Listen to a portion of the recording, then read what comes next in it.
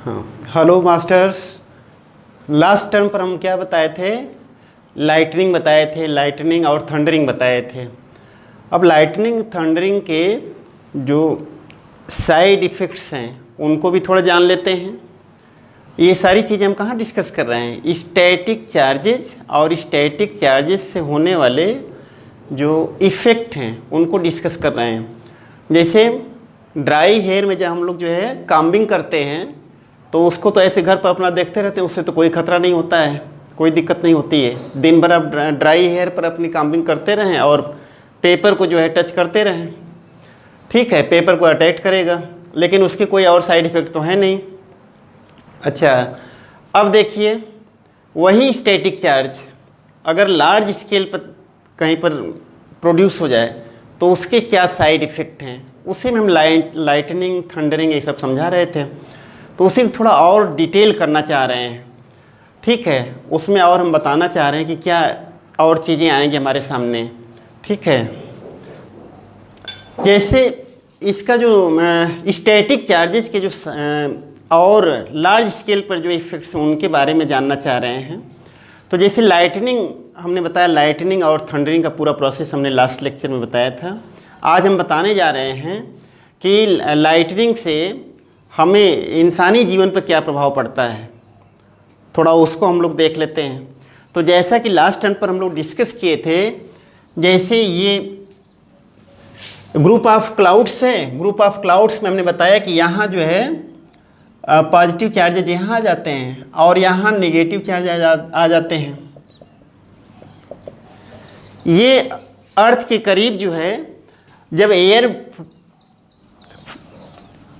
Run करती है तो उससे होता क्या है कि यहाँ पर फ्रिक्शन से पॉजिटिविटी क्रिएट हो जाती है और निगेटिव चार्ज जो ग्राउंड में सीधे रन कर जाता है।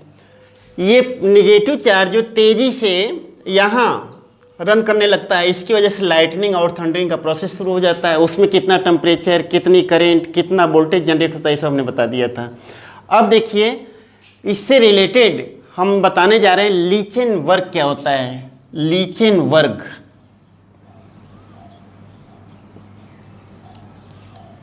लीचेन वर्क कहें या इलेक्ट्रॉन ट्रीज कहें,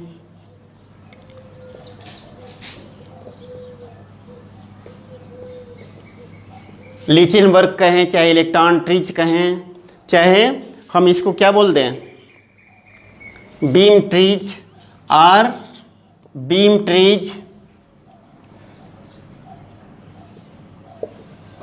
ठीक है। चाहे इसको हम बोल दें लाइटनिंग ट्रीज,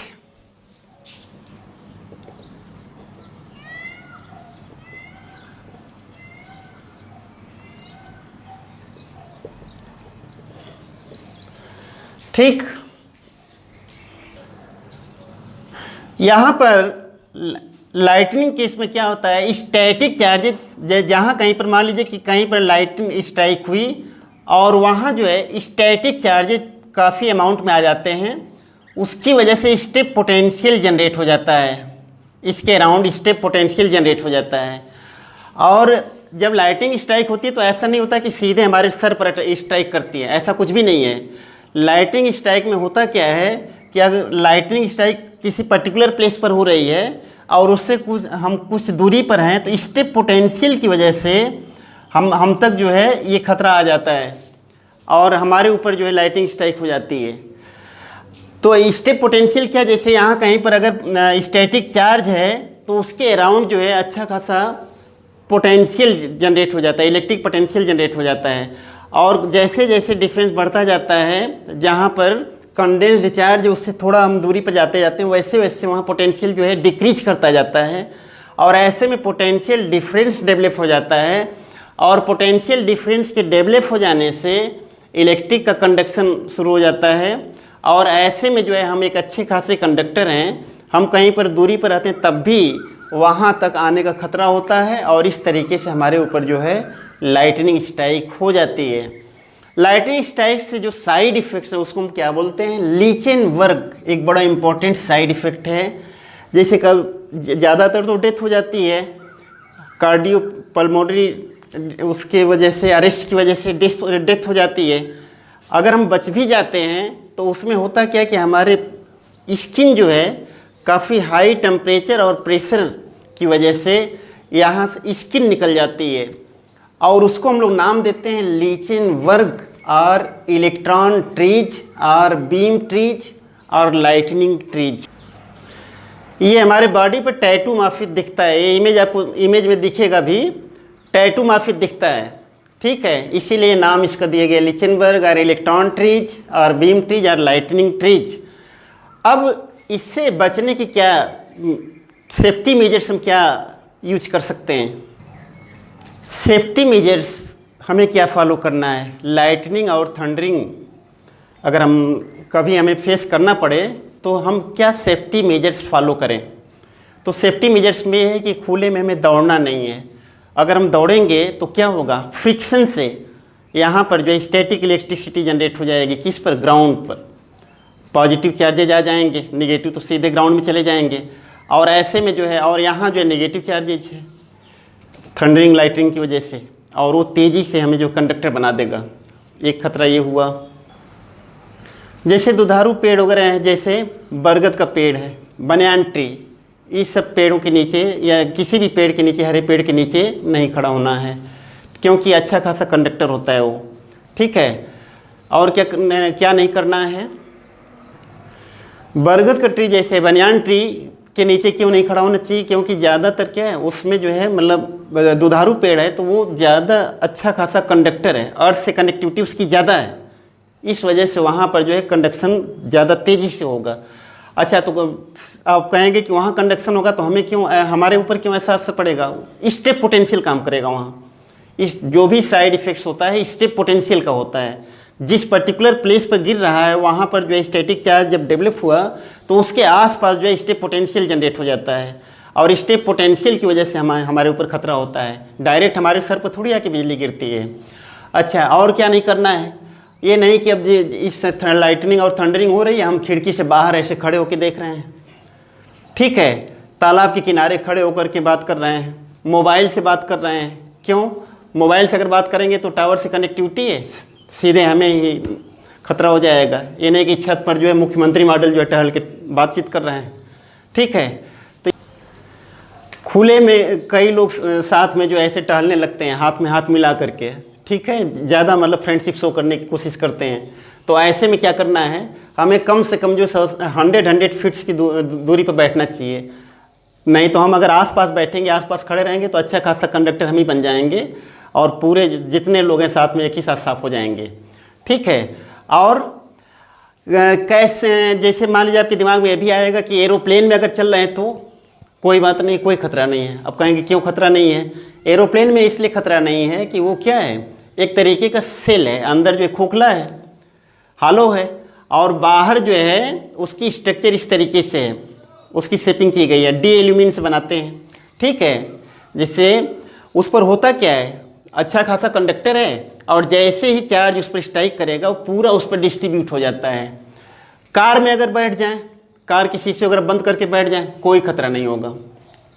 क्यों नहीं होगा? क्योंकि पूरा जो वहाँ पर चार्ज आएगा पूरा उस पर डिस्ट्रीब्यूट हो जाएगा, अंदर इलेक्ट्रिक फील्ड वगैरह कुछ नहीं रहेगी। अब हम आराम से बैठे हुए, कोई खतरा नहीं है। तो ये है, ठीक। अच्छा, कहीं अगर बाहर हम घिर जाएं तो 30-30 रूल को फॉलो करें। 30-30 रूल क्या है? जैसे लाइटनिंग और थंडरिंग के बीच अगर 30 सेकेंड से कम का डिफरेंस है, तब ऐसे में एकदम हम जो है डेंजरस जोन में आ चुके हैं। तब ऐसे में हमें कहीं शरण लेनी चाहिए, शेल्टर लेना चाहिए, तब वहाँ ज़्यादा समझौता नहीं करना चाहिए, ठीक है। और इस जब आप पर लाइटनिंग होनी होती है तो कैसे जान पाएंगे? तो इसमें ऐसा होता है कि टिंगलिंग होने लगती है, बर्निंग सेंसेशन, मतलब हमारी जो नर्व सिस्टम है वो बर्निंग सेंसेशन जनरेट करता है, उससे पता लगता है, बाल हमारे खड़े हो जाते हैं, ठीक है। तो उस समय पता चल जाता है कि अब कुछ ऐसा होने जा रहा है। तो उसी हिसाब से हमें जो है अपने सेफ्टी रखनी चाहिए।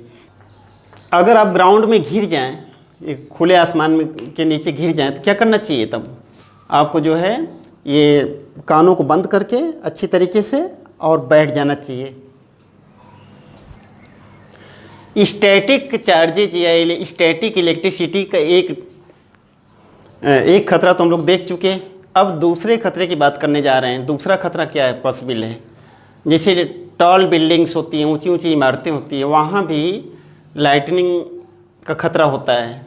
तो वहाँ बचने के लिए क्या करना चाहिए? तो सबसे पहले जो बेंजामिन फ्रैंकलिन ने एक लाइटनिंग कंडक्टर की कॉन्सेप्ट दिया। तो लाइटनिंग कंडक्टर की कॉन्सेप्ट क्या है? जैसे कोई टॉल बिल्डिंग है और उस पर जो है हम क्या करते हैं, ये इस टाइप के कंडक्टर्स यूज कर लेते हैं और इसको थिक वायर के थ्रू, टॉल बिल्डिंग पर थिक वायर के थ्रू इसको ले आ करके और अर्थ में जो है ऐसे ये कॉपर स्ट्रिप वगैरह लगा के अर्थ के अंदर लगा देते हैं। इससे होता क्या है, अभी थोड़ा सा आगे वाले चैप्टर में भी हम लोग पढ़ेंगे। यहाँ सरफेस चार्ज डेंसिटी जो होती है काफ़ी स्मॉल हो जाती है, काफ़ी ज़्यादा हो जाती है। ठीक, जैसे यहाँ पर टॉल बिल्डिंग है ना, तो यहाँ पर ये क्लाउड का ग्रुप आसपास रहता है, तो क्लाउड का ग्रुप आसपास रहता है, तो यहाँ क्लाउड का ग्रुप है, यहाँ पर नेगेटिव चार्जेज है और यहाँ जो है पॉजिटिव चार्जेज आ जाएंगे इंडक्शन से। अच्छा, यहाँ सरफेस चार्ज डेंसिटी काफ़ी हाई होती है, तो सरफेस चार्ज डेंसिटी के काफ़ी हाई होने से यहाँ पर सरफेस चार्ज डेंसिटी काफ़ी ज़्यादा होती है। इसकी वजह से यहाँ काफ़ी स्ट्रांग इलेक्ट्रिक फील्ड डेवलप हो जाती है और स्ट्रांग इलेक्ट्रिक फील्ड के डेवलप हो जाने से होता क्या है कि आसपास का जो क्लाउड का ग्रुप है और आसपास की एयर है उसको ये आयोनाइज करने लगता है और नेगेटिव चार्जेस सीधे सीधे कहाँ चले जाते हैं, यहाँ अर्थ में चले जाते हैं और इस तरीके से जो है लाइटनिंग के खतरे से हम बच जाते हैं। अब ज़्यादातर मतलब टॉल बिल्डिंग्स पर या घरों पर हम लोग क्या लगा देते हैं, इस टाइप का जो है त्रिशूल जैसे दिखता होगा, त्रिशूल जैसे दिखता होगा। तो ये त्रिशूल इसलिए नहीं लगाते कि भगवान खुश हो जाएंगे और आशीर्वाद देंगे, ऐसा कुछ नहीं है। त्रिशूल इसलिए लगाते हैं कि यहाँ कॉन्सेप्ट फिर समझ लीजिए कि यहाँ जो ग्रुप ऑफ क्लाउड्स है ना, तो ग्रुप ऑफ क्लाउड्स में नेगेटिव चार्जेज हैं और ये कंडक्टर का बना हुआ है। यहाँ जो है तेज़ी से उतना ही पॉजिटिव चार्ज इंड्यूस हो जाता है। पॉजिटिव चार्ज इंड्यूस हो जाने से और ये इसको जो है इस टाइप के, तो ऐसा नहीं कि इसको केवल ऐसे जो है बिल्डिंग्स पर ऐसे खड़ा कर दिया और यहाँ कुछ नहीं किए तो सेफ्टी रहेगी, ऐसा कुछ नहीं है। ऐसा इसलिए ये इससे अगर हमें एक अच्छा वर्क लेना है तो क्या करना पड़ेगा, ये शार्प फॉर्म में रखते हैं, मतलब नुकीले फॉर्म में रखते हैं। उससे होता क्या है, यहाँ सिग्मा सरफेस चार्ज डेंसिटी काफ़ी बढ़ जाती है। इसकी वजह से इलेक्ट्रिक फील्ड आसपास काफ़ी अच्छी इलेक्ट्रिक फील्ड डेवलप हो जाती है और वो electric field, strong electric field क्या करती है, आसपास की जो मॉइस्चर है उसको भी आयोनाइज करता है और क्लाउड से जो नेगेटिव चार्ज है उनको भी आयोनाइज करता रहता है। ठीक है, मतलब डिस्चार्जिंग होती रहती है और इसके बाद जैसे ही सब हट जाता है तुरंत ये पॉजिटिव चार्ज पूरा ग्राउंड में चला जाता है। ये मोटा वायर हम लोग यूज करते हैं। आप कहेंगे मोटा वायर क्यों यूज करते हैं?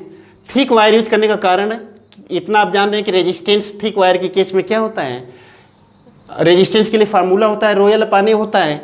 अगर थिक वायर यूज करेंगे तो एरिया ज़्यादा होगी और एरिया जब ज़्यादा होगी तो रेजिस्टेंस क्या हो जाएगा, कम हो जाएगा और जितना ही ज़्यादा कम रेजिस्टेंस होगा उतना ही तेज़ी से क्या होगा, ये स्टैटिक करंट ग्राउंड के अंदर चली जाएगी। अगर टॉल बिल्डिंग्स के केस में इसको न यूज करें या जनरल बिल्डिंग्स पर इसको यूज न करें तो इससे क्या खतरा हो सकता है, लाइटनिंग और थंडरिंग जो है ये थोड़ी है कि नहीं किसी पर्टिकुलर प्लेस पर ही गिरेगी, ऐसा कुछ भी नहीं है, वो कहीं भी गिर सकती है। हो सकता है कि आपके घर पर ही गिरे। तो ऐसे में बहुत ज़्यादा टेम्परेचर और प्रेशर जनरेट होता है, उसकी वजह से बिल्डिंग के टूटने का खतरा होता है। ठीक, उससे बचने के लिए लाइटनिंग कंडक्टर लगाया जाता है।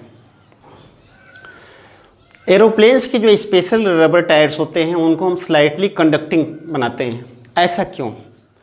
क्योंकि जिस समय लैंडिंग होती है एरोप्लेन की उसमें अच्छा खासा फ्रिक्शन जनरेट होता है, किससे, एयर से, और फ्रिक्शन की वजह से वहाँ स्टैटिक चार्जेस डेवलप हो जाते हैं। जब स्लाइटली कंडक्टिंग नेचर का बनाते हैं टायर्स को तो लैंडिंग करने पर क्या होता है, वो तेज़ी से ग्राउंड में जो है रन कर जाते हैं। जिससे आग लगने का कोई खतरा नहीं रहता है। ठीक है। बहुत बार आप देखे होंगे हेवी व्हीकल्स जो होते हैं जिनसे इन्फ्लेमेबल मटेरियल्स हम कैरी करते हैं, जैसे पेट्रोल है, डीजल है, इस तरह से है, तो उनमें जो है मेटेलिक रोप लगी होती है, उनके बॉडी से टच करके मेटेलिक रोप लगी रहती है और ग्राउंड से सीधे वो टच रहती है। ऐसा क्यों? क्योंकि वहाँ जो है स्टैटिक चार्जेस डेवलप हो सकते हैं। किससे? फ्रिक्शन से, एयर की फ्रिक्शन से। तो अगर हम ऐसी अरेंजमेंट नहीं करेंगे तो ये जो टैंकर है इसमें आग लगने का खतरा है। ठीक है, तो इसीलिए हम ग्राउंड से उसको टच कर देते हैं। आज के लिए इतना ही, और नेक्स्ट टॉपिक्स अगली वीडियो में कवर करेंगे।